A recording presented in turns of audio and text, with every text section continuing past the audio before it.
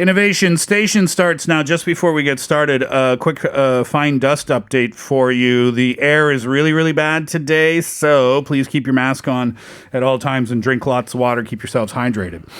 Innovation Station. Today we talk energy drinks. Yes, energy drinks. And this is actually the energy drink that coined that term energy drink and made a new presence in the market of soft drinks or beverages. Or caffeinated beverages. Right. Yeah. I've never really been a major consumer of these. I have had them from time to time. Sometimes I'll take them before I go to the gym.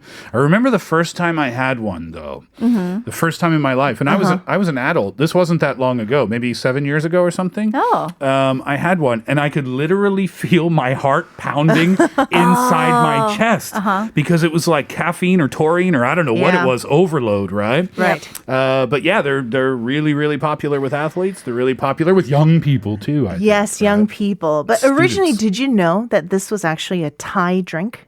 What? It was made in Thailand. I knew there was some connection there. Yeah. Wow. In 1976. So Oh, it's that I not- did not know. Yeah, so it's actually a pretty new drink if you think about it, right? In 1976. And the name of that drink in Thai was Krating Daeng, which literally translates as red gower in English. What's a So gower? It's like a big bull from that area, right? okay. So that's where it got its Red name. Big Bull. That doesn't have the same ring to it, does it? But, you know, back then in Thailand, actually, this drink became really popular among truck drivers, factory workers, you know, who had to overcome fatigue every single day of like Sure. labor and stuff like that. So the working class was actually their main consumer. Right. Now, in 1984, an Austrian entrepreneur named Dietrich Mateschitz, he went to Thailand on a trip and he drank this by mistake. Oh, That was, I wow. guess, a mistake that turned out to be a blessing. And it cured his hangover and jet lag. And he was like, wait a minute. What is this magical elixir? I need this in my country. So in 1984, he offered 49% share of the company that he would make in Austria for the original Thai company. And then he built his own company in Austria. But it took 3 years to actually get it out into the market. So the first drink, this energy drink that came out in Austria was in 1987. So this guy was on vacation, presumably. On holiday, yes. Yeah. He happened to have one of these beverages. And then the deal was, I'll go back to Austria, I'll build everything we need, and I'll take 49%. No, he was going to give 49%. the Thai company. Okay, so I'll take 51%, you take the other 49%. Of course, the Thai company still makes all the money in Thailand. Yeah, of course. Right? So this is just the deal for the overseas production. Exactly. Okay. And, you know, it took 3 years because he had to modify the taste for the local people to kind of customize to the local taste. So the ingredients differed a little bit. The Thai version was a bit sweet. Okay. For people in Austria, I guess. So he reduced the sweetness and he added carbonation back then. Oh, it wasn't a carbonated No, beverage. it wasn't. So that's how the energy drink that we know today was created. Interesting. All right, we'll take a break. When we come back, we'll get into some of their pretty successful marketing campaigns, right? They've done a really great job over the years. First, got to be one of the more successful companies in the world. $7.5 billion in annual sales, 12,000 employees around the world in 171 different countries, all from its humble beginnings of an Austrian man on vacation in Thailand. That is true. So interesting. So there's a big connection between Red Blanc and extreme sports, right? Yes, there is. And they do it through their media company. I mean, you know, they've held their own games. So basically what this company does. Yeah. I almost said it.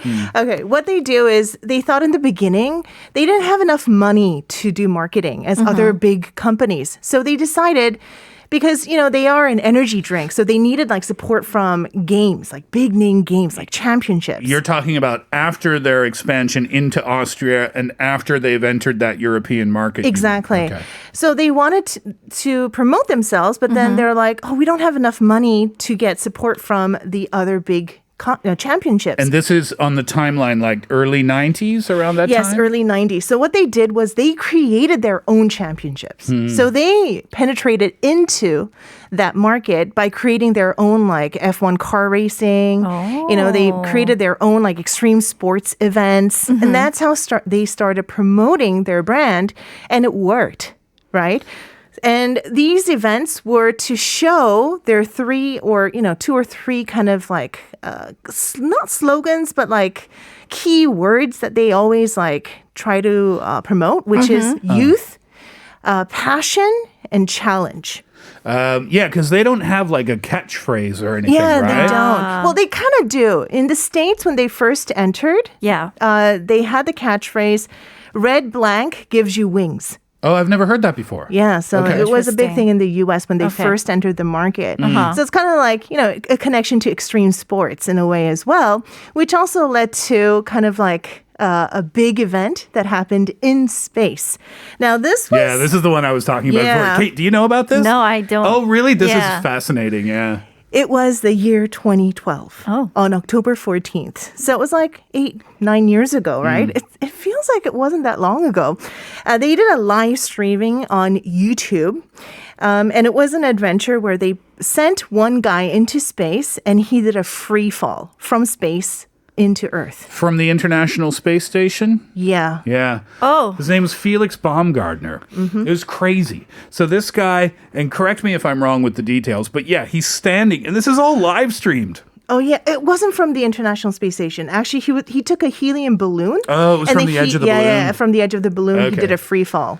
So yeah, so he's just standing there, and then shoo, off he goes, and he just free falls back to Earth, and then like through the atmosphere or whatever.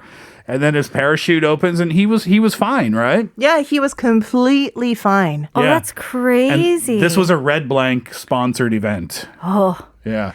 I mean, think about it. But why though? For any particular reason? I don't remember. Well, the company, their mission is to kind of surpass human limits, which is again linked to extreme sports and stuff Yeah. like that. So they wanted to, just link this image of, breaking human limits with their brand. Yeah. So it was basically a giant, expensive commercial. It But was. that worked because, I mean, there's no other company or sports drink or beverages or whatnot that did something like that. And it garnered a lot of attention too in the Right. media. Huge People attention. Were talking about this big time. Yeah, and you said you drank this energy drink like 7-8 years ago. Well, I Maybe mean- it was because of this, Maybe I can jump from space. I want to do it too. Yeah, I mean, obviously a massive company, and the connections to extreme sports is really smart, I think, because it's so in line with brand image. Yeah. Isn't it? Yeah. Right. So what other things have they been connected to then? Not just, extreme sports, but there are other marketing strategies that they used in the beginning when they didn't have that much money, which I think is really smart. So what they did was they placed empty cans of their drink around areas where people come together. So crowded places, just to make people think, oh, what is that drink? Maybe it's popular. I should have one too. Isn't that kind of breaking the law? It's kind of littering, isn't it? I guess. Maybe they cleaned up after it. They had staff members on the standby just to clean up after it. It was like an art exhibition. then. Exactly. Sort Yeah. of. And then, some litter boxes like trash cans, you can kind of see through them as well. Right. So you don't have to literally put them out on the street. You could have put them around the garbage can areas. Maybe. Enough to capture the attention of Yeah, passersby. Exactly. Yeah. That's smart. It is smart. Make it seem like people had consumed these and then just littered right. it themselves. It's the it thing. Yeah. And another thing that this company stuck to was we kind of talked about this during the song break, but you mentioned how this brand doesn't really have a lot of flavors, right? Other beverage companies, they try to expand their beverages. So like carbonated drinks, they make water. Yeah. Bottles. They make other juices and stuff like that. But because they are a private company, they can do what they want. Yeah. So then they only stick to this one energy drink. Yeah, when you think about it, its major competitor, I don't know if it's the only major competitor, but the first one that comes to mind is the Mon Blanc. They have different flavors like, I don't know, fruit punch or whatever. I don't know what Right. the flavors are. But Red Blanc they've always just kept it themselves. They do have one other version, but it's not like a fruity flavor type thing, No, right? it's like a low sugar version. It's a light version, yeah. So despite the market competition, they've always just kind of stuck to their guns. Yeah, that's why I think they were able to succeed even until this day. You know, because if you think of energy drinks, yeah, you said another company, but, you know, usually we think of this Red Blanc drink, right? Yeah. And I think that is why they were so like good at branding, making their image. It's like, what do you call it? I don't even know what you're supposed to call it in English because the company did such an amazing job of marketing. When you cut your finger, what do you put on your finger? The adhesive Yeah. thingamabob. Right? Yeah, I can't even say the name. BA, that's what we know it to be. But Right. that's a brand name. That's It not is. the name of the product. And I Yeah. think that's what Red Blanc did amazingly well as well, is that you wouldn't say, oh, I need an energy drink. Right. You'd say, I need an RB. Yeah. Right. Right? That's how good a job they did. Jin Young texted in and said, does an energy drink work well? I've never had it. Frankly speaking, I don't think I need to drink them. Maybe I'm healthy and energetic enough, maybe. Well, lucky you.